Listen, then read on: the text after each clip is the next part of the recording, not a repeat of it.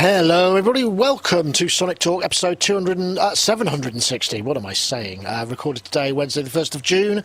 This is the first day of June. In fact, tomorrow, NAMM is coming. In fact, you'll notice that quite often before NAMM, I am not doing a show. But because I'm not going this year, our team, Ed and Rob and Jim and Chris, are in the air at the moment. They managed to get through the chaos of their various airports, and they will be going there. Mira's going to be joining them also over there in NAMM. So NAMM show will be coming from Sonicstate soon. So I'll be working here to kind of support the team and do news and stuff, but we will be posting NAMM. It seems like only last week we were at Super Booth. Oh, wait a minute. We were only last week at Super Booth. It's just the way that it crumbles.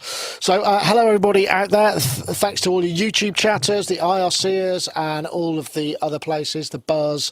And thanks to Wagyu and Dom, of course, for the continued support of the code.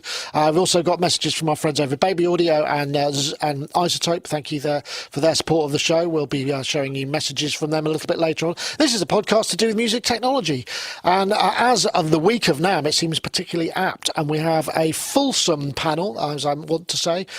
In fact, before I go there, perhaps I could interest you in our Patreon, which I know has been a little bit lax recently, but we will be building it back up again. Patreon.com/Sonicstate if you want to support us over there. In fact, if you get your pledge in before the end of the show, you may well see your name in lights at the end, because that's automatically done, and I think it's working. So that's not a very good advert for it, is it? But we've got some more stuff coming. We've got some old show archive stuff, and we'll have a little bit more coming there soon. So I want to say hello to my guests. I think we'll start over with Gaz. Gaz over there in Bristol. Gaz, of course, YouTuber himself, music producer, bass player, content provider. No, I'm not going to use that phrase. If you no, definitely not. But anyway, Gaz, how are you? Yeah, I'm really good, thanks. I'm just going to show this little thing because if you haven't seen this, you'll like this. EBS, they make bass amps and pedals. They brought out this kind of, I'm sure many of you will know about it, but if you don't, you might like this. They brought out this kind of pedalboard friendly MIDI jack. I mean, this particular one is going into a mini jack anyway, but this is look at that, it's really flat, but look it, you can change it. So you can... I've changed the angle. Yeah, we've got some of those, but they're a different model, I think. It might be a different... Right. Yeah, they're really useful. Yeah, so really useful. Especially with like desktop synths, you know, as soon as you put like a MIDI jack in, it just pushes everything back so far. I find it so incredibly annoying. So yeah, EBS make them. So I mean, I think there are a few others, but a few years ago, these things didn't exist. And I got in touch with Brad from Isla Instruments to try and plead with him to make some, but he didn't know that there would be a market for it. But apparently there is, so there. Yeah, no, nice. They've got because you can change the angles, which means you can have the thing, and also I didn't know they did them to the mini jack stuff. That's also useful because otherwise it's not. We use those for linking, and it means that particularly when we're reviewing and maybe we've got a master keyboard and the unit, we want to push it right up against it rather than have this huge amount of space. It just makes fitting things on much more easily. So Gaz, are you streaming tonight, or are you going to a gig? I am going to stream tonight. I don't know what I'm going to do as per usual. I'll figure it out between now and then, but I've got some ideas. I did get a Toman. We're doing these. This is where that MIDI thing came with EBS delay. It's like they call it a delay workstation, and actually, it's amazing. I don't know if they've got any left now, but like super cheap, but like super powerful stereo delay. So might have a look at that amongst other things. I've also got a new bass preamp. It's called the Digbeth. And no, it doesn't smell of weed, but it's, it's... I might have a little look at that as well. I mean, some people might understand what I was saying about that, but yeah. Excellent. Okay, about 8 o'clock, presumably on the Gaz Williams show, so do check that out. Okay. We've also got Mr. Matt Hodson, who's over there in his modular central, by the looks of things. How are the fixings on that wall? Are they holding up okay? I'm a bit worried about the structural integrity of your room there. Yeah, sometimes when I'm walking around, I hear sort of a bit of a creak in here. I think, is that it? Is it coming off? Is it finally doing it? And I leg it down. But no, this is good. This is probably one of the best decisions I made, which was put the Euro rack on the wall for sure. It just allows you to stand up or sit down, and doesn't take up table space. And down here, which you can't see, is just full of cables and gubbins that I want to plug in, and modules that haven't made it into the case, and all that kind of stuff. So yeah, it's all good. Yeah, it's been a busy time. Just kind of been recalibrating since coming back from Super Booth. I don't know about you, but I mean, there's so much to take in, and so many people to talk to. I was a bit exhausted when I came back, actually. I've got a few modules that have arrived, which you probably know about, which I'm getting stuck into at the moment, which might appear on a channel that you're very familiar with at some point, Nick. Yes, well, I'm looking forward to those reviews. Let's not beat around the bush. Matt is going to have a look at a few modules for us, which is great. Yes, there's the Nobula ones and the Maya ones as well. On Monday, I'm doing a live stream talk with Bert from Percussor, who built this back. This was in 2017, 2018, I think this launched, and there's been some amazing updates on this. And so me and Bert's going to do a live stream and talk about those updates, and also going to be joined by Mike, who does some of the who's been writing plugins for it. I don't know if you know, but you can host plugins on it. So this guy's just been totally busy doing loads of that. So we're going to talk about that on Monday. What else have I been up to? Oh, got a gig. Yeah. Excellent. A gig in Brighton. Yeah, that's end of this month, supporting Steve Davis's band, the Utopian Strong. Yeah, Utopia Strong. Yes. So they're going to be here in Brighton, and they've asked me to open for them. So I've got that to sort out. So I've just got my live case out, and I'm deliberating now what modules to put into it, how to approach the whole thing. So I'll probably do some videos on my channel about the decisions behind what I'm going to use, my approach to writing the songs, how I'm actually going to do it live. And that gig will be recorded as well, and everyone that subscribes to me on Bandcamp will get a copy of that, and the tracks that come out of it. So suddenly just gone mad busy, but really good busy, and I'm happy about that. Excellent. And the weather's getting better. I'm glad to hear it. Glad to hear it. Can I just? Well, can I just? Yep. Can I just Matt? Can I just give you some advice for your studio? Can you keep a microphone in constant record loop, like just in case that modular falls off the wall? You'd get an amazing sample, like a really wicked kind of crash noise. I think you will hear me probably shout with in distress if it does, mate. I think the whole world. It'll be imprinted on all of the houses and everything in Brighton, basically. My screen. I wonder if it would go through the floor. That'd be a bit terrifying. Well, I hope that doesn't happen, Matt, and I'm fairly sure. Anyway, let's get to our third and final guest, Mr. Dave Spears. It's only Dave from GeForce Software. How are you, Dave? It's been what seems like a very long time. How are you? Yeah, I'm all right. Yeah, don't know what to say, really. Yeah, it has been a long time. I can't even remember the last time I was on. But there you go, that's probably a relief for a load of people. But yeah, I'm all right. Busy, just busy. I haven't stopped. Is that an OBX8 I see behind you? Yes, it is. Oh. And it's very, very nice. Excellent. Well, I'm glad to hear that. Yeah, it might be coming to you at some point. Actually, it's quite funny because they said, oh, is there any chance you could give it to somebody for, is it Gear Fest that's on in June at some point, or July? Anyway, it was funny because it was the boss man from America who sent me the email, and I just sent a reply back going, what OBX8? And he'd actually dropped it off at the studio, and he wrote back going, I know where your studio is. And I was like, oh yeah, that makes me the worst thief in the world, doesn't it, really? Yeah, it's never going to work out. Well, I'm glad you're enjoying it. You're having fun with it, because I mean, we were talking sort of earlier on that I've only really heard kind of fairly standard Obi. I mean, pretty and lovely, but I haven't heard anything that's kind of like powerfully synthesized, I suppose. And so I'm looking forward to that. Are you finding that you're able to get there? Does it do the things that you hope it does? It's monstrous. I think from my perspective, I mean, obviously we've got OBX, OBX8, OB8. So the kind of holy trinity, and OBX is always falling over. There's always issues with it. I mean, essentially, it just doesn't get moved. But if it does, something will happen. So for me, it's just amazing to have, the 3-in-1.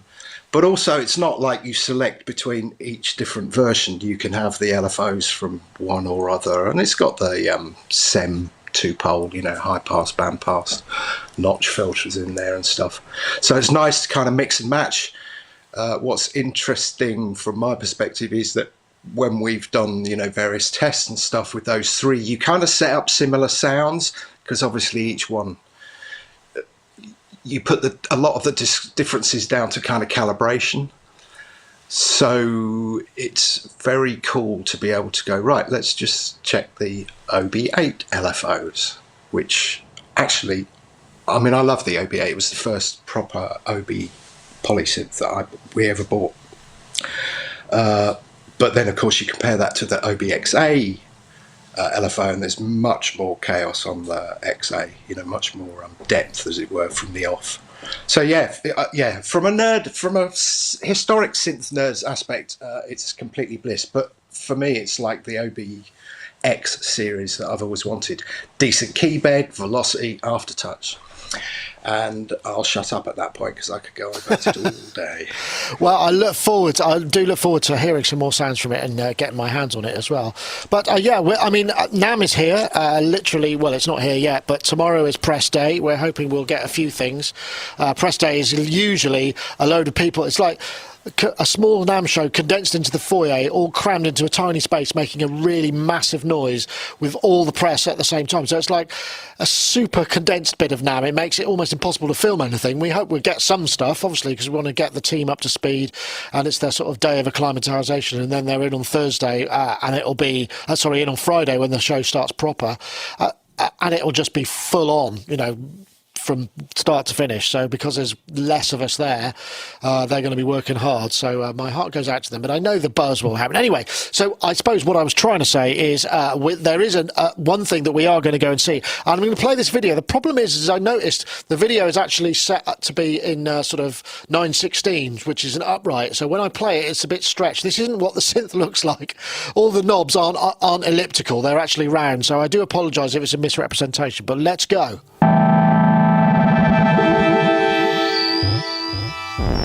Just look at the knobs when they move. Oh, motorised knobs. This is from somebody called Melbourne Instruments. It's called Nina, and it's a polyphonic synthesizer, morphing synthesizer. But instead of just the morph, they've actually gone for moving, i.e. motorised knobs, which is a bonkers idea. We have no other information apart from we're going to go and see them as soon as we possibly can. But you can see when he's turning the knobs, more than one is moving, and they're moving automatically. Now, it seems like a crazy idea, to be honest. I mean, I don't think I've ever... Is there another synth where there's automated motorised stuff? I can't think of one.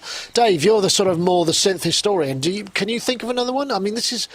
I hate to use the word unprecedented because it's bandied around a bit, but I don't think I've seen this before. This looks interesting. No, it's very interesting. I mean, we did it on Mini Monster in software, and that was interesting in that we did a survey, I don't know, sometime maybe a year ago or maybe longer, asking whether people used it and whether they used the XLFO and ADSR stuff. And it was very interesting because a lot of people came back saying, nope, don't use it. I just want it to sound like this. So yeah, I was really intrigued to see this. Very, very interesting. I mean, how much is it? We don't know. Well, that's the thing. I mean, motorised stuff. I mean, I've never seen a motorised knob. I don't know. They must be more expensive than faders just because they're less common. But I mean, that's a guess. I don't know. No idea. Yeah, no, really fascinating. Because, I mean, they had it, didn't they? What was that Yamaha desk that was used that had obviously motorised faders? But the idea of putting it on a synth, I think...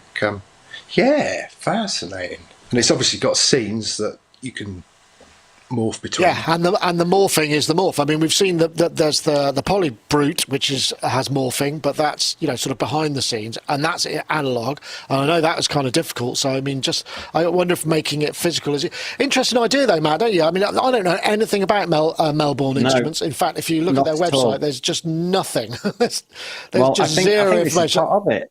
It's like the marketing department, although it seems quite lo-fi. They've done a good job because it's got people talking about it. It's like, oh, what's this? Don't know anything about it. Don't know about the I/O. Don't know about its polyphony. Don't know anything. But we do know that the dials change. Hurrah! So everyone's going sort of intrigued by this. That's it. That's the website. That's Melbourne Instruments coming soon. Yeah, brilliant. Coming soon. Well, I mean, it's like proper tease, isn't it? Yeah. Yeah. There's just been. Yeah. I mean, I think I saw this on someone put it on Facebook, and Dom, Mr. Wiggly. I hope I'm saying this right. This is what Dom said, but I think he mentioned in the past that anything he's had with motorized faders, he's had issues with. Not to say that he's suggesting this is rubbish by any means, because they might have come up with a solution here to sort that out. Because I mean, the only thing I've got with motorized faders is the Behringer BCR 2000, BCF 2000, the fader. 8 banks of faders. As you scroll through them, they flick, don't they? Yeah. But they're not dials on a synth. Typically, you'd have the endless encoders, don't you? With the LED rings around them, maybe. LED rings, which is great because it gives you visual feedback on, I've loaded up my patch, I know where that filter cutoff is, go to it. If you don't have that, I'm thinking of synths like the Dave Smith stuff, for example. I think on most of theirs, isn't there? It's got that thing where it does catch up on the dial as you turn it. Once you get to usually the place, can set it. You can usually set it whether it's catch up or pick up mode. It's direct. So I don't know. I wonder if they've come up with some cool technology where this is going to, it's not going to break. It's quite interesting. I have thought about, when I first got into this, I thought about putting loads of elastic bands, stretching them around several dials, and trying to pull the elastic band to move lots of dials at once. Of course, you've got CV to do that for you, but some things are not CV controllable. And I thought that might be quite interesting, but I just broke loads of elastic bands. I tell you what would be interesting there is if you had knobs which had little teeth on them, and then you had tiny little fan belts, and then you could have your own module which was just CV to stepper motor. So you could CV control the motor and then just move it to whatever control you want. Like that, Gav? Amazing. I love that. That is absolutely just ping in. That's amazing. So that could be done. That is so, Nick. That's amazing, genius. All right. But this we're talking about this synth, but it does actually. I like the sound of it. It's super raw, and just straight away it sounded kind of interesting to me because I just thought, because if you've got motors, you want it to sort of be in some way like agricultural, like a big truck. So you want it to sound like a tractor. But I was kind of wondering what the advantages of this would be, and I was thinking it'd be quite nice if they use like a kind of motion recorder, so every time. So if you can grab any control, you could record movement and have it move. Yeah. And then because some things like how many actual parameters would you need to motor? I mean, is it the main idea? So if you change presets on it, all of the things change. Is that its kind? Well, I think that, but I think it also morphs to a degree. There's some sort of morph because there's a guy who's turning a knob and there's the morph between two pitches. But that idea of it's almost like a CV recorder. I think again, Arturi used that in the Polybrute where you could just go and you create a single shape that can either cycle or play back at a certain speed, and you assign that to another control. I mean, that would make sense, definitely. Yeah. I should also say there are other examples of this. I mean, that was particularly gnarly, but there are some other ones, and I think they're dropping some more sound examples as we come. But as I say, we're going to head there. Hopefully, we're going to be able to sneak into the hall and get something on Thursday so we can get the scoop. But I just don't know. I'm being in touch with the people. So my concern, I don't know if you could actually find this out at NAMM due to the sort of enormous noise floor there, but how quiet are those motors? Because, like I had a BCS. Changing, that could be quite 14 annoying. stepper motors. Stepper motors do that. They've got those funny harmonics, haven't they? Yeah. Yeah. Also, the one thing. Yeah. Also, if you can, when you're there, try and see if you can get one of them moving. Maybe it does audio rate. So it would just be like spinning so fast. You just can't see it. It looks like it's not moving at all. Well, the thing that I worry about, because faders, obviously the design of faders are designed so that when you touch them, the motor disengages, or the good ones should, so that you don't end up fighting and straining the motor. And I don't know how that would work with the knobs, because I've just never seen a motorised knob on anything. I mean, I can't think of anything that's got that. I'm just trying to think of, maybe the chat room could, anybody in the chat room, any synthesizer that's got actual motorised knobs on? Anybody? Let's have a look. I don't know if there is. I just can't think of one. So that might mean that. The only thing I can think of, it's not quite. Well, it's that Chase Bliss pedal where it's like the reverb pedal, and it's got motorized faders on it. But I mean, right, that's the closest thing. But it's not a motorized knob though. Motorized knobs, yeah. I don't know. Chat room, help anyone. Yeah, I'm not seeing anything yet, but maybe. No, I don't know. I suppose the thing is if it's an unusual part, then it's not going to have the same. I mean, motorized faders have been made for a very long time. So we've got technology there that's replaceable, serviceable, and it's also been in the field and tested. I mean, that's the thing that would worry me a little bit. But I can't wait to try it out. It's got an octave kind of vibe to it, don't you think, Dave? A little bit of an octave cat, kitten sort of look. Anyway, not quite the same, but I like the way it looks. Yeah. Well, anyway, that's it. That's the first. That's the sort of the first NAMM kind of what is it? What's the word?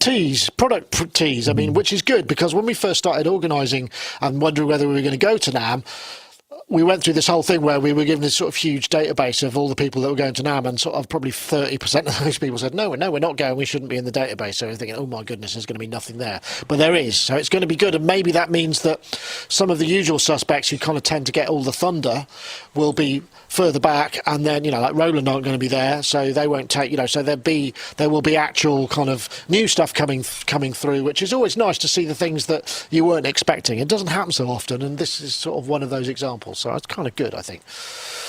Okay, I'm just going to have a quick word from our friends over at iZotope, and they'll tell you about the subscriptions. I'll see you in a minute. iZotope Producers Club is a one-of-a-kind membership for producers ready to take their tracks to the next level. Once you join, you'll gain access to powerhouse iZotope plugins and a curated selection of tools from our partners, such as Melodyne from Celemony.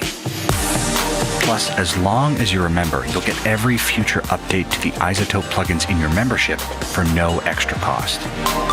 We'll also regularly serve you new curated content like exclusive inspiration-sparking sample packs and preset packs, and industry-leading training ranging from our own tutorials to vocal production lessons from the world-renowned Berklee Online, taught by Grammy-winning producer and engineer Prince Charles Alexander.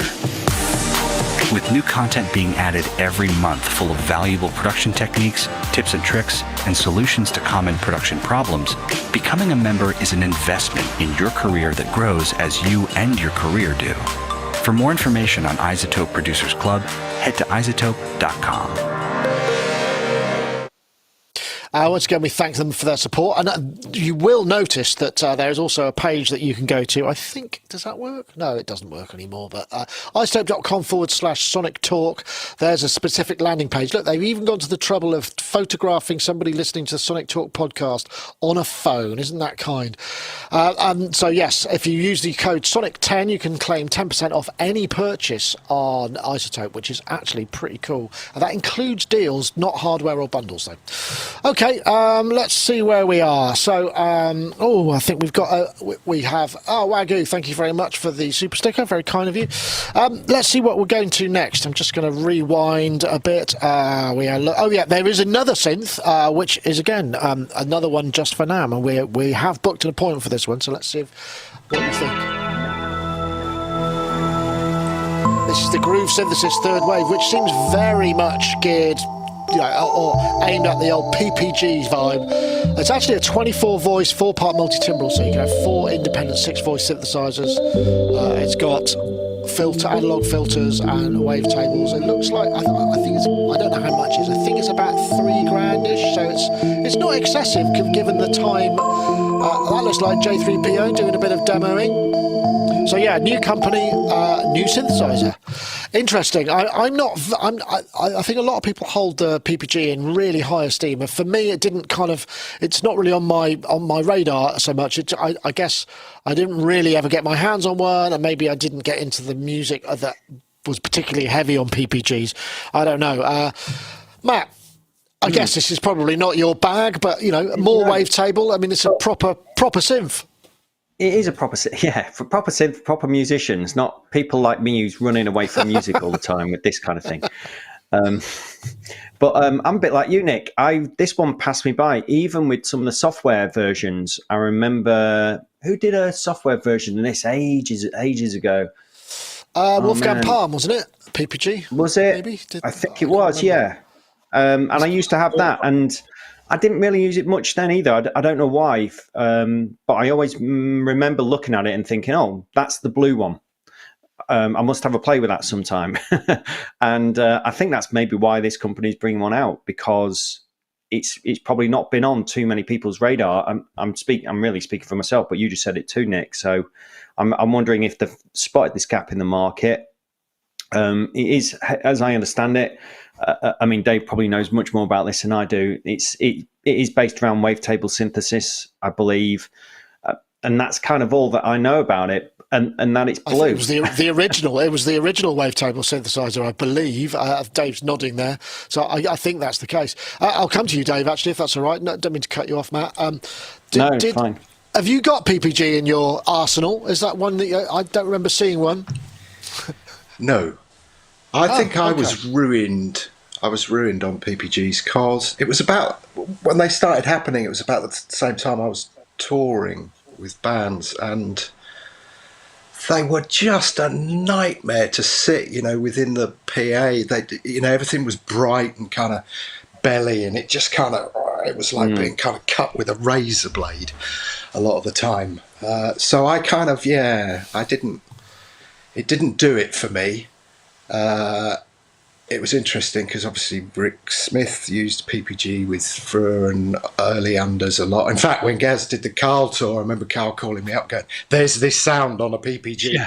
Where can we get it?" And I was like, "Well, just get the software. It's on there. It's a preset." I think what's interesting, I did, my ears did prick up on this, and I think the idea of the 4-part multi-timbral timbrality is really cool, because actually, if it allows you to layer, and it certainly sounded like that from the demos, if it allows you to kind of layer stuff, it has more of a kind of 3-dimensional thing, whereas for me it was, the PPG was very kind of 1-dimensional and very good at one thing.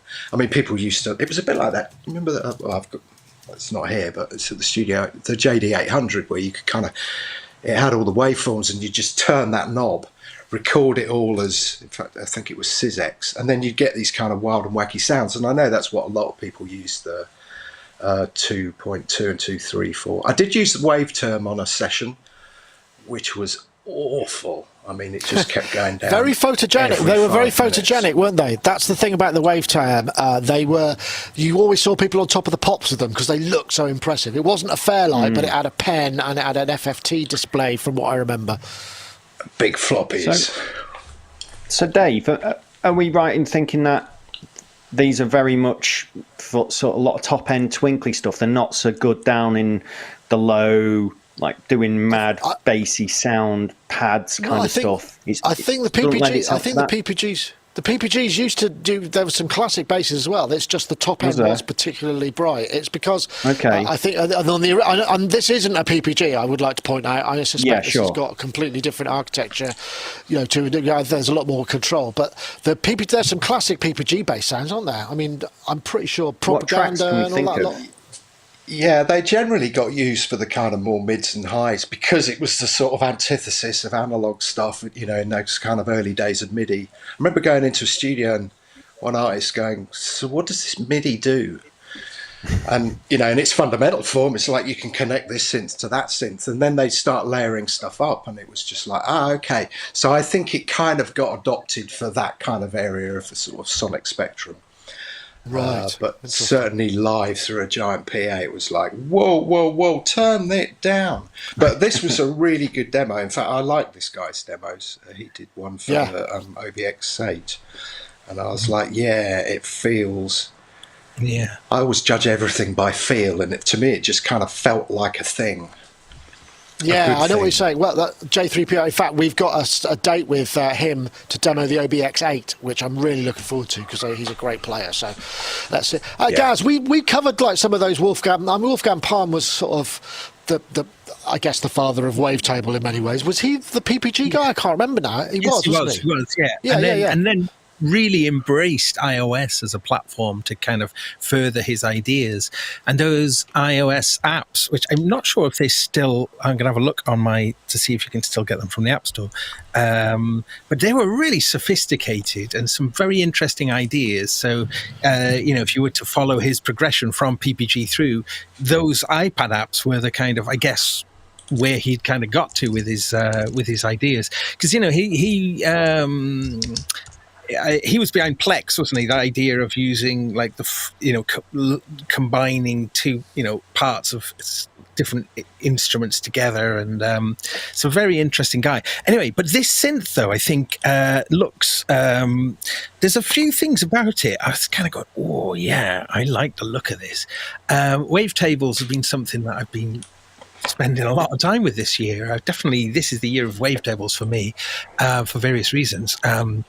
The spherical wavetable navigator is central in my live modular rig, which is a very interesting approach to wavetables. And of course, we did the review, I think, wherever it is, the little, here. They're so small, you can lose them. Yeah, I've lost it. It's down the back of the sofa. Yeah. And I think wavetables, Nave, the Waldorf iOS app. That's the one, isn't it? Yeah. Yeah. And then that wave really evolved into the quantum, really. There's a definite path there. So there's a definite, and it's all Germanic, isn't it? Development of these ideas. So this synth, though, it does look like it's like it's going to really appeal to people. 61 keys. It's going to really appeal to people who love 80s music. Basically, the demo, I thought, wow, this is. If I almost feel that PPG sound is more 80s than the DX7 in some ways, or for just such an absolute defining sound. However, I think wavetables and being able to manipulate them and explore what you can do with wavetables still has so much amazing potential, and I think this is why. Well, it's like West Coast complex oscillators and folding. It's just you get all these really unusual harmonics on, and it's down to the interpolation on the wavetables. Obviously, the original PPG had rubbish interpolation, whereas these modern ones are amazing. I wonder though if that bad interpolation was why they sounded so there was a kind of gritty sound to the brightness as well. I was talking to Rick, the story that Dave was mentioning there, we were trying to recreate a sound from Freur's amazing Doot Doot song, and we were talking about it recently, and I asked Rick about it, and he said, the thing about those PPGs was it's just he's never heard anything come close to that sound. So right. So it's got to be the early A to D's, D to A's, isn't it, and that sort of stuff. Yeah. I'd imagine. Yeah. So I'd be interested to see with this synth if it's just blue as a nod to the PPG, or whether it kind of has different ways of. I think it's going to be taking things a lot further. Definitely. I mean, we'll find out because we're going to go and see it as soon as we possibly can. Variable sample rates and things like that. Quite interesting. I've just got to give a shout out to Andrew Brooks in the YouTube chat who said he just Googled and PPG stands for Palm Product GmbH, which is obviously the name of the German company. So obviously it was Wolfgang Palm. I apologise for my ignorance. But we're looking. I don't know when it's going to become available. I think they'll be making them. I mean, I've been in contact with the company. They were talking about getting one over to the UK. So hopefully we'll get a chance to have a look at that as well. So we'll have to see. Okay. Right, well, gosh. So there's our two of the NAMM things. Where should we go next? I think. I guess we could go full on 80s if we like, just because I know Dave might have something to say about this. Let's go. Let's go here. I think this is the button I want to press. Oh, it's number 5, isn't it? Iconic Instruments proudly introduces the Iconic 5 for Contact and the Free Contact Player, the first truly faithful software homage to the most iconic drum synthesizer of the 1980s. This milestone unit defines... I've got to say, so yeah, this is Iconic Instruments Icon 5, Iconic 5 or V, which is basically a contact instrument, 8 original kits. It uses, I thought I posted that stuff in there. Oh, maybe I didn't. Oh, well, never mind. It uses, I believe, Contact 6.7, works in the free and the other flavour. This is one of those things. It's like whenever there was a question that went around on Facebook recently. It's like, oh, has anyone got a Simmons kit? And you go, oh, I have, because I've got an SDS 7 or 8, I forget which one it is, but the 5 is the one. The 5 is the one that nobody has anymore. It's analog. It's a beautiful thing. But I know that Dave has one, or some of the modules. They do mention the fact that the hi hat and the cymbal module. You've got the hi hat and cymbal modules as well. Ooh, yeah. Is it still breaking speaker cones in your neck of the woods? It's unbelievable. I mean, honestly, it's unbelievable. I think what was funny is, so for years, I mean, I bought and played an SDS5 when it first came out, and that was my kit. I used a real snare and obviously real hi-hats and stuff. In fact, I originally only had the little 5-piece. And it was amazing. I think it may have conspired to help get us a deal, because you could play small clubs with a half-decent PA system, and the drums sounded good. You could make them kind of sit within the context of the band. And I do remember doing a showcase and the A&R guy coming up afterwards and going, it's the most professional band I've ever heard. And I was like, yeah, it's the Simmons, isn't it? It's definitely the Simmons and the bass player. But I've always been obsessed with this. What we used to do is do things like take the... elongate the decay and stop the bend, and then you'd CV it up and you'd put that under a keyboard bass, and it would just blow holes in the walls. And what was funny is, of course, when Chris and I first got together, Chris had just finished a ABWH tour where Bruford had been using the SDX. So whenever I talked about the Simmons, referring to the 5, Chris would just go, hate it. It sounds like a road drill. No dynamics whatsoever, blah, blah, blah. And then eventually I brought it into the room and played it to him. And he was like, that's not the Simmons I know. And of course the SDX was sample based and whatnot. So yeah, I love the SDS5, honestly. And it's got, for the real nerds out there, it's SSM filters. They're 2040s or 2044s. So it's balls. And then it lost those filters for the SDS7, which was the next one, and then came the 8 and the 9 and whatnot. In fact, somebody sent me a link to an SDS9 the other day. Yeah, mine's the inferior 5 one. is the one. Yeah, that's the one I would like. I don't know. I mean, Matt, I imagine that some of these modules, some of these sounds would really suit the stuff that you're doing. I mean, it did seem in those demos that a lot of it, I was just thinking, yeah, those are the drum fills from Billy Ocean, Jennifer Ward, all these sort of quite cheesy sort of tracks. But underneath it all is this bass drum that just sort of has got, I think the bass drum is the one. Yeah, well, I'm glad they just mentioned about that, because I was going to ask how much you can get out of this bass drum. So I think you just mentioned you just elongate the decay as long as you can, sit it underneath things, and it's just massive. It's unbelievable. I mean, it is unbelievable. We've popped tweeters left, right, and pop subs left, right, and centre using them. They go into kind of safety mode a lot. And in a club, when you take that mix into a club, it's like, blows everybody away. I just want a set of the red pads. I just think they look really cool. And I'm wondering, are they not selling them? Are they missing out on a trick here by not selling them? You can buy the pads quite easily. It's the brains that are quite hard to come by. I've got a couple of sets. I've got some silver ones and some black ones. I've got a full kit. I've got a 5-piece kit, which I just sort of felt I ought to have a Simmons kit because it's so iconic. I would like a red one. Maybe I'll get them resprayed. Yeah, interesting. Well, I don't know. I don't know how many. Sorry. I think you've got to get red ones for a start. I was just looking at this. It looks to me like it's a faithful reproduction. I'm not sure if they've gone above and beyond and stretched it from from what it could originally do, except for you got the compression, the drive, and the EQ, and that kind of thing as part of the mixer side of stuff. But what is it? $79. And it's a faithful reproduction, and it sounds great. If that's the sound that you want, this is the thing to get, isn't it? I think so. I think it's the toms probably have limited. I know, Gazzy. I would put to you that perhaps there's room for Simmons toms in Prague. Surely.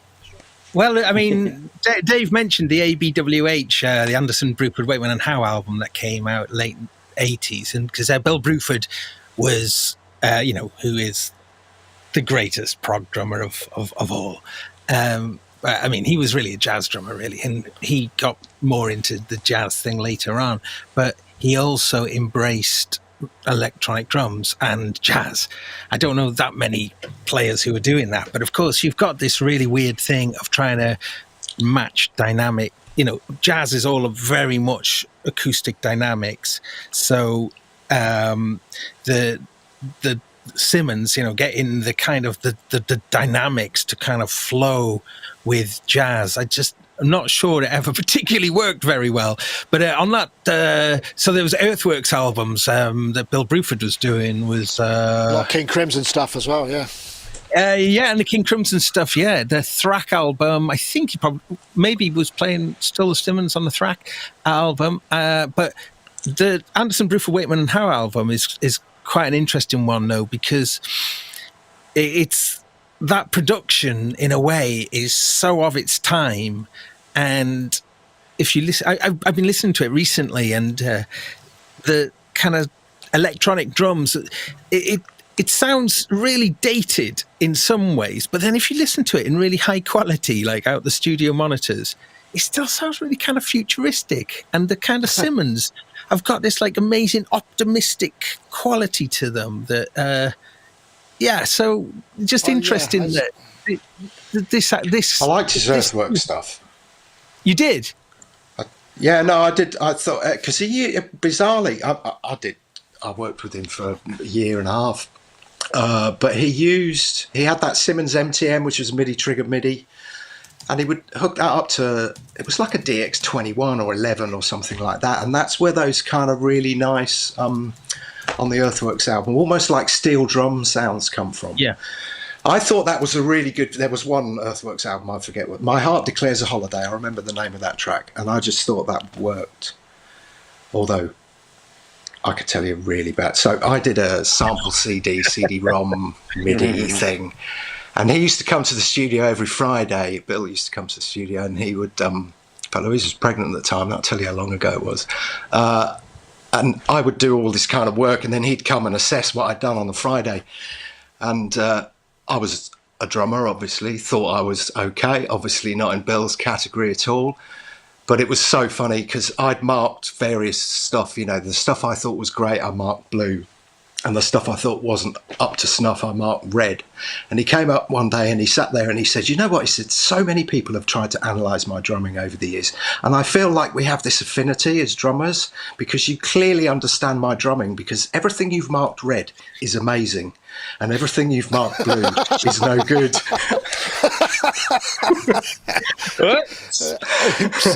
Oh, that's great. I'll just keep quiet Phil. at this point.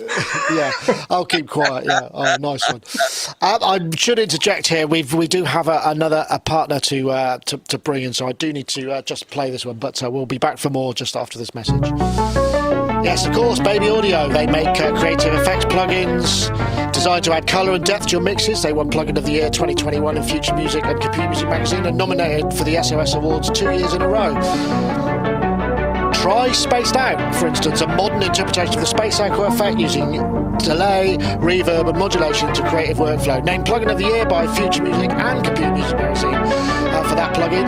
Get 15% off when checking out with the code ST15. That's the code ST15. They'll get you 15% off when you check out at Baby Audio and you buy any of their stuff. And of course, they're a sponsor of NAMM as well, which is always worth mentioning. Anyway, thanks to them very much for their support. So yeah, there was another aside. I was going to say it, but it went by in the chat room, which is obviously the early Simmons drums. The plastic they used was the same plastic that was used in police riot shields at the time in the UK, and they were really bad for your wrists. I think they went a bit softer. The ones I've got a set of those, and I've also got a set of the ones which were not, which were a bit more bouncy.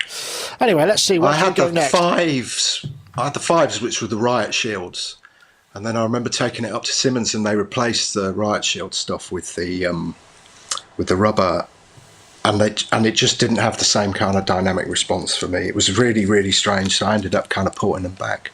But it was like the triggers. Didn't they use the triggers for like bomb making and stuff like that? There's a weird fact. Yeah, lots of watch list. Quite possibly. Excuse me. But yeah, I don't know where to go actually, next. very brief thing. There is on the Simmons thing. There is a plugin out there called Hexdrum, which I do use, which is very good, very good. Anyway, so if anyone's looking, you've now got two options. Brilliant, thank you very much. I wasn't sure where to go next. Do we have any show of hands? Perhaps we've got Look Mum No Computer, we've got the dynamic grading, and we've got the Beats FM. Where would we like to go? So if I say Look Mum No Computer organ, which I think is kind of bonkers. Nobody's interested in that. That's bizarre. Okay, well, we'll save that for next week. Yeah, no, I like that. Okay, we'll do that one then and see what we've got left. So here we go. This is bonkers. So it's about 6 o'clock.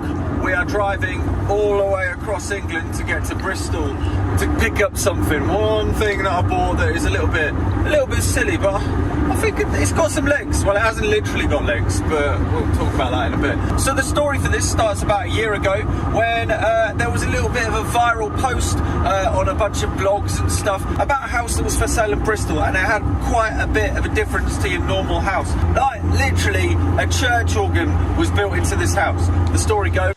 Yeah, this is great. So Look Mum No Computer bought the organ, and he says in that he's driving there in I guess it must be a box van, because it's got to be, because when you see the size, it's worth watching the whole video. It's insane. So basically, I'll bring up the webpage because I found the news item for the BBC news item. Let's see if it'll load. Yeah, here we go. There's probably load. So eccentric Brit. Oh no, just show me the web page. So I got to scroll down. Oh damn, browser. Yeah. So this is the house. This is the house in Cliftwood, Bristol.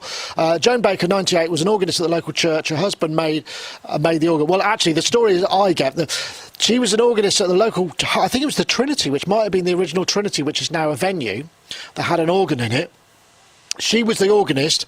They changed it into something else, change of use, and her husband, bless him, decided to take the organ out so she could continue to play it and build it into this tiny. I mean, look at this house. This is the house that it's in. See if I could scroll down. It's just hilarious. So there's this full organ in this house. And it's worth just seeing. So Look Mum No Computer is extracting all of this stuff from building this house, where they've got kind of pipes going up the chimney. There are sort of things going through the floor. I mean, it's absolutely insane. First of all, there are two issues to this. One is, wow, more people in the world like the lady and her husband who did this. I wonder what the neighbours thought. And what's the craziest extraction gig you've ever had to buy? I'll come to you guys. I mean, you're in Bristol. Did you know about this? Yeah, I knew about it when it was on the market, because the Fantasy Orchestra, who I sometimes play with, they sort of shared it, and there was a sort of almost, people the Fantasy Orchestra numbers quite a quite a lot, 50, 60 people. So there was like a little idea possibly going about buying the house just to kind of use the house as a base for the fantasy orchestra, so they can annoy the neighbors even more, have a full orchestral rehearsal in the house with the organ too. But that sadly never came. But I mean, I was really hoping whoever bought the house was going to keep the organ in there. And then I didn't know what had happened to it. So when Sam turns up having bought it, it was just like, yes, amazing. Of all the people, it had to be him. It's brilliant. Yeah, fantastic. I've just got to add this little quote here. Her neighbour, Dick Willis, said she would sit in there on the half landing and play the organ, and her husband, Ronald, would stand on the half landing below and play the trumpet. On a Sunday morning at 6 o'clock. What a fantastic. I want to be there. I wish I had been their neighbours or in the vicinity. It's great. This is great, isn't it, Matt? It's just fantastic. Reminds me a little bit of like, Joe Meek is set up in his house where obviously, I think it was above a carpet shop or something like that, wasn't it? And yeah, whenever I read stories about him recording in his flat with people in the corridors and in the living rooms and that sort of stuff, that's exactly the sort of images I get. People stood on a half landing, sort of playing a trumpet or guitar amps in the toilet or something like that, that sort of thing. Love it. Absolutely love it. We need more people like this on Earth, but I wouldn't want to live next to him. I mean, it's probably bad enough living next door to me, but living next door to them, no thanks. The whole house would be vibrating. I don't know, Dave. It sort of makes you want to have a self-build and just put something like that in it just because, right? Totally. I love this eccentricity. I absolutely adore it. I think when I saw the backstory, I was like, oh my God. And then he was taking it apart and I was thinking, how are you going to get this back together again? I mean, it didn't look like they were recording, where things... I mean, when he was dismantling various pipes and whatnot, it was just like, oh, my word. But, yeah, hats off. Utterly brilliant. I'd love to do something like that, but I have a feeling I'd be divorced very quickly if it happened. Oh, it is actually. I mean, I'm good. I guess he's going to put it in his. Is it the Museum of Obsolescence? I can't remember what this museum's called. It's over on the east coast, isn't it? I forget where it is. I want to go down. I really want. Yeah, I would like to go as well. I would. We will definitely make a road trip there at some point. But the next question that this brought up is, what's the maddest or the longest distance or the most lengths you've gone to collect something that you've bought, maybe even sight unseen? And I'll come to you first, Gaz. Just have you got any nuggets in there? Flipping heck. Oh, gosh. Oh, I'm on the spot now. No, that's all right. If anyone else has got one, you can think about it for a bit longer. I'll tell you what. I'll start with one that I did. Because back in the days when I was buying synthesizers, I remember there were two. They weren't really. It wasn't really all that kind of outrageous. In fact, I suppose my mum drove me to Plymouth to buy a second-hand Jupiter 4, and that felt like in a Morris Traveller. But the other one was when I bought my first synthesizer, which was an MS-10. And I went on the train to Leytonstone. I forget the name of the music shop. Maybe ABC Music, one of those music stores there. And I went all the way out there, and I came back with a box. And I just remember it was in the box, and it was really awkward to carry. And I remember carrying it for what felt like hours. It was miles away from the tube station, and then getting it back to Bath. Rather than get on the bus, I walked all the way back to my house from the bus station or the railway station with it in my arms. And I just remember then subsequently having to carry it to rehearsals in this box, and it was like, it was just really uncomfortable and difficult thing to move around, and that was just an MS-10, so it's not a very thrilling story, but that's about the best I can do. Dave, I suspect you've probably got loads, because you've got so many synths that must have been, sourced from all over the place. Yeah, but nothing mental that I did. I suppose the silliest thing I did was rented an SH1000 back in the day from Anderton's in Guildford, and I rode down on my Yamaha FS1E and bungee corded it to the back and came back. Yeah, my Fizzy, and came back that way. That was almost a recipe for utter catastrophe. I think the maddest thing I've ever done when buying something, it's not musical. I bought a life-size Playmobil astronaut in Germany. In fact, a friend of mine bought it in Germany, and we decided to drive to Germany because I kept trying to get it back, and it was like nobody wanted to touch it because it was fragile. Oh, was that the Playmobil figure? Yeah, the Alan. Life size. And yeah, it's massive. Absolutely, it was the son I never still had. got it? And yeah, I'll never get rid of him. But yeah, it was mad because I kept ringing up like airlines, going, look, if I fly over to Mannheim or wherever it was, can I bring back it's not a real person, but if I buy a seat, can I get? And it's a life size. And they just used to put the phone down on me. So in the end, it was better that we drove, and we were really paranoid driving back through customs because I was like, we're going to get stopped because it's, the perfect thing to hide a load of contraband in.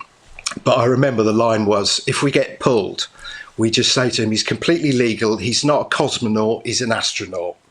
But we just sailed straight through. But yeah, that's the maddest thing I did. But that was great because we tied that in with a visit to Playmobil Land. I used to do, I used to do all these animations with my daughter every Christmas, which were Playmobil. We just had this idea of getting a giant astronaut and then shrinking him down to a little one.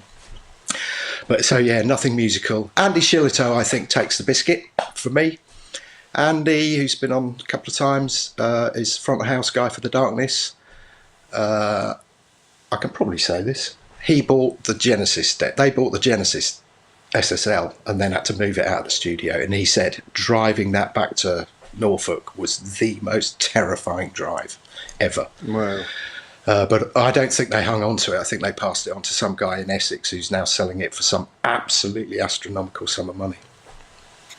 I'm just trying to find the Playmobil astronaut here. Yeah, I'm just trying to. So, do you get a sense of perhaps what size we're talking about? I'm sure they I just were putting saw one shots and here. things.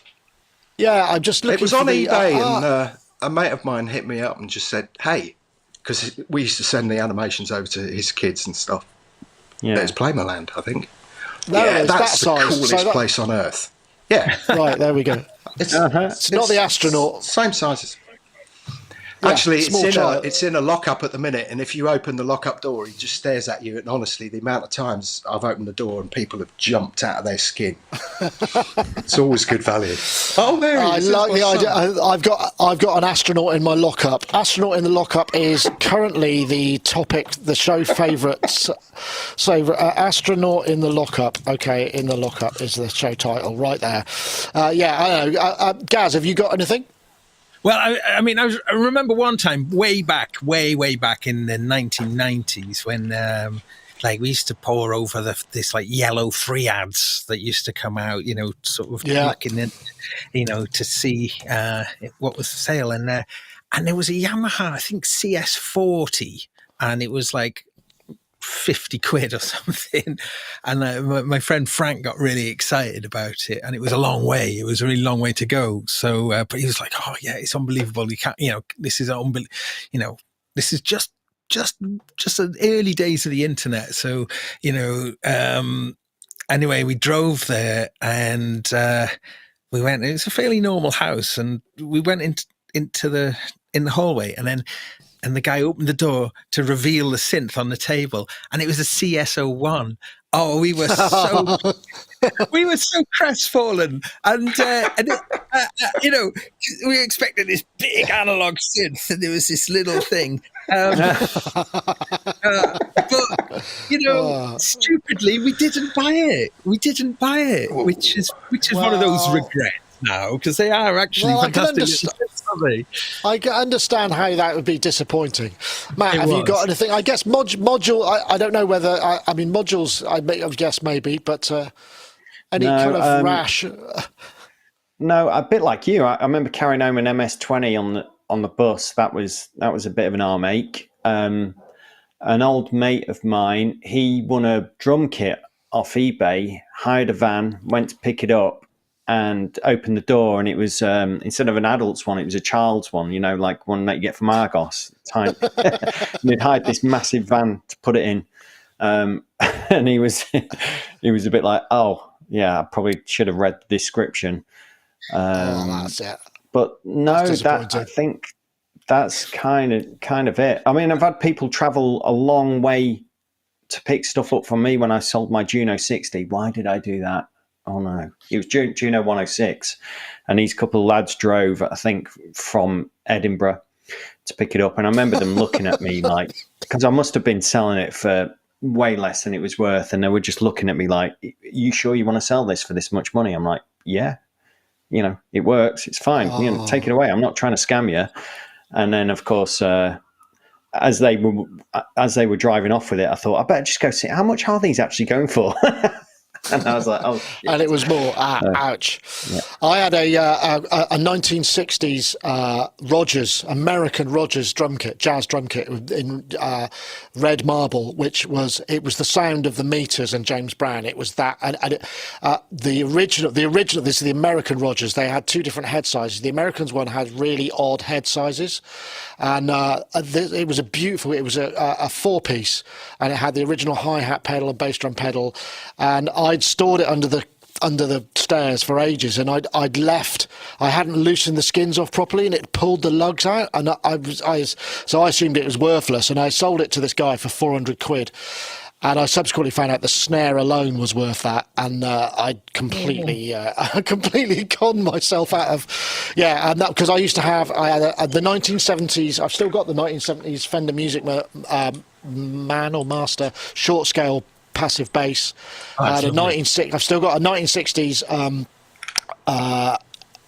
what's it called, Burns London split sound, which is a guitar from my youth. Some people in a band that I was with, in fact I met him at the weekend, and he still wants me to sell it back to him.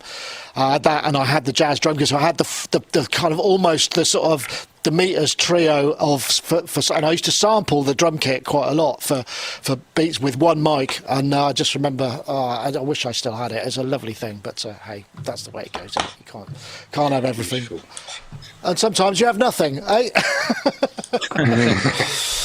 I don't know if there's time for one more. I don't know how you're all doing for time. We could possibly look at another one if anybody is interested. Go on. The Beats FM. Should we do the Beats FM thing? All right. Have I got the? Let me see. Did I get?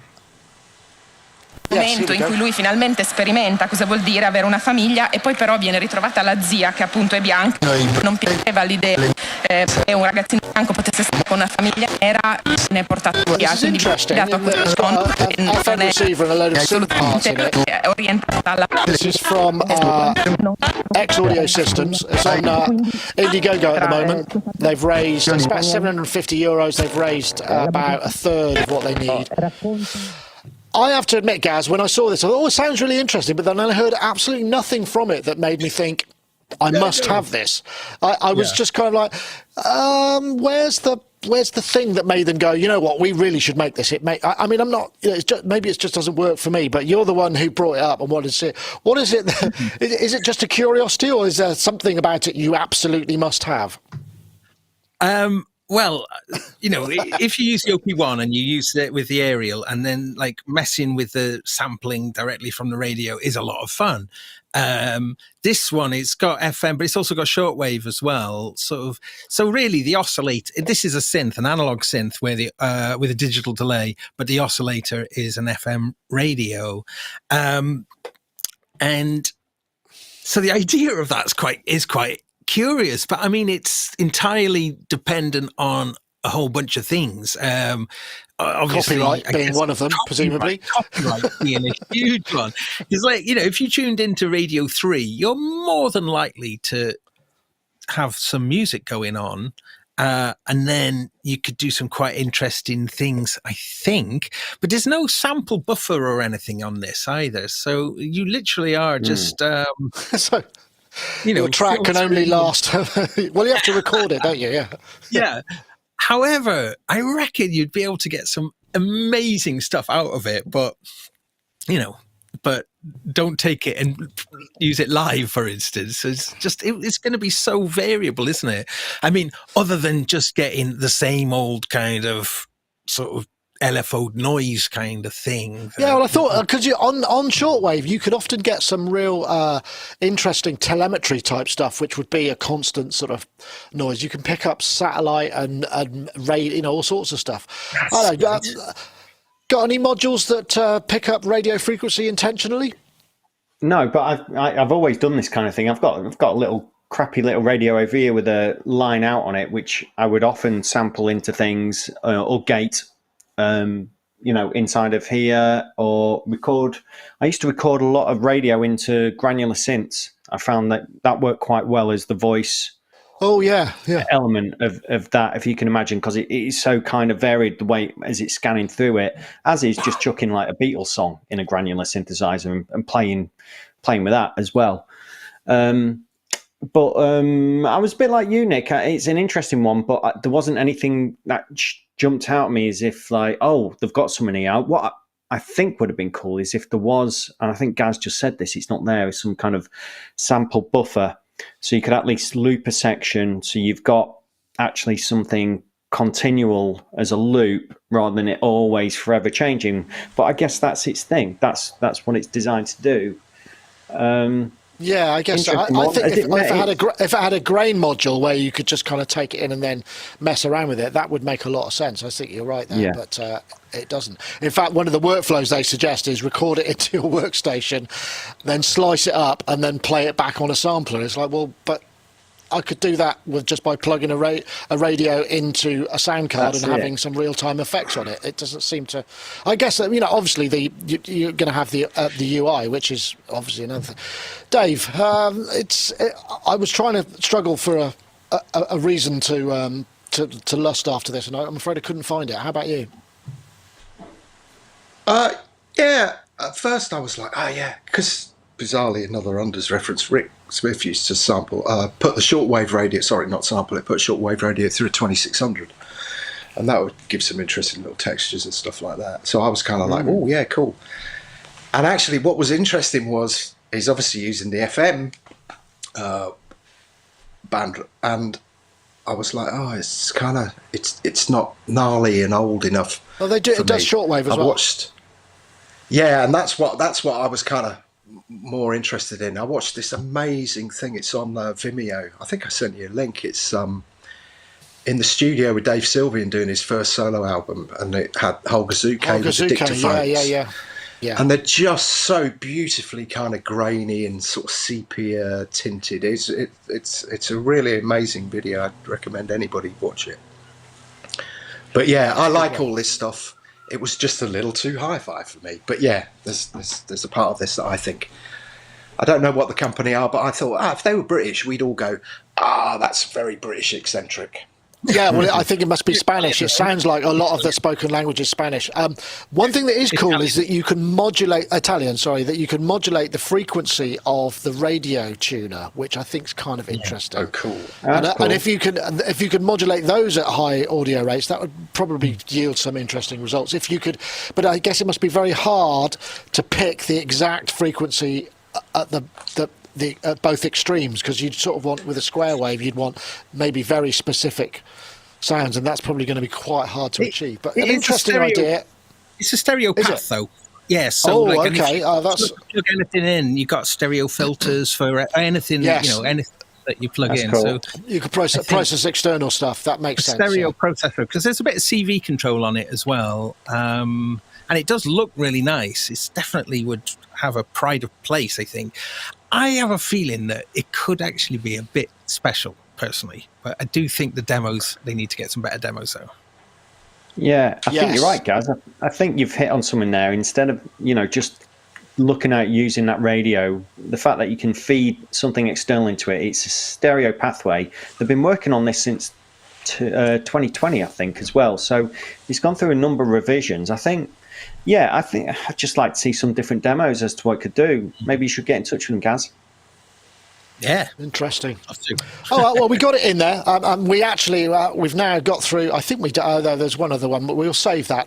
But there will be so much more stuff coming. We're not doing any live streams from NAMM. It was too much to foist all the live engineering production things onto the team. But one thing we are working on at NAMM is the idea of using cameras instead of phones instead of DSLRs.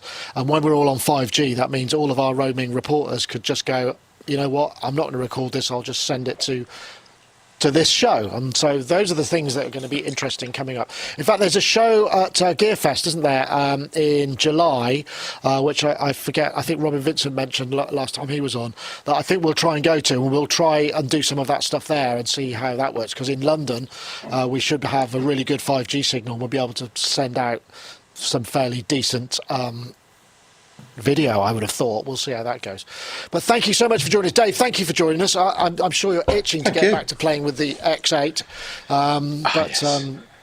But you know, you got. I'm sure that. Work. I was like, no. No. Well, I'm glad it's not back to work. Are you? I'm sure. I'll ask anyway. But I know you won't say anything. Is there anything that we should be looking out for from you? Not immediately. Okay, that's fair enough. That'll do for me. I mean, you know, what can I say? But Dave, thank you so much for joining us. Always a pleasure. No, thank you very much. Great and fun. Matt, thank you too. I hope. Well, you're doing. When's your live stream again? The one that you're doing? Monday, 6 o'clock. I think you put the link in the chat, so thanks for that, Nick. Yeah, hit the bell and just to get reminded on that one. Should be a good chat. And if you've got any questions for those guys, email me them beforehand, or you can go to the live page now and put the questions in there, and I'll make sure that they get asked about the module as well. So yeah, got that, and hopefully we'll have some reviews over to you soon for some of these new modules. And excellent. I'm just laughing at Dave's. It's the ring. Dave's camera. Excellent. That looks like that's Is that scary. enough? You look like you're ready to go on stage at a Nine Inch Nails concert. He does. That's so funny. And Gaz, thank you for joining us too. 8 o'clock your UK time. You'll be streaming tonight as well, right? But I mean, unlike Matt's show, which will be factual, interesting, and useful, my show is just going to be completely waste. If you want, I'll happily waste your time tonight. So if you want, you'll happily waste. Ephemeral, I think, would be that's the way to say it. Yours will be ephemeral. Maybe Matt's will be timeless. We'll see. But ephemeral is good too. Anyway, well, thank you very much, everybody, and thank you, everybody in the chats. Lovely to see you all. Thank you. It's very pleasing. Like I say, stay tuned for all of the NAMM stuff. It's going to be coming on stream maybe from Thursday evening Pacific time right through to probably Sunday night Pacific time. There'll probably be some stragglers. I don't know what we're getting, but we will have the Nina, we'll have the Groove synthesis, PPG style wavetable synth, and we've got some stuff with the OBX8 as well. Did I say that right? Yes, I think I did. Anyway, that's it for this time. Thank you very much, everybody. We'll see you all, next week. Take care, everybody. Bye-bye.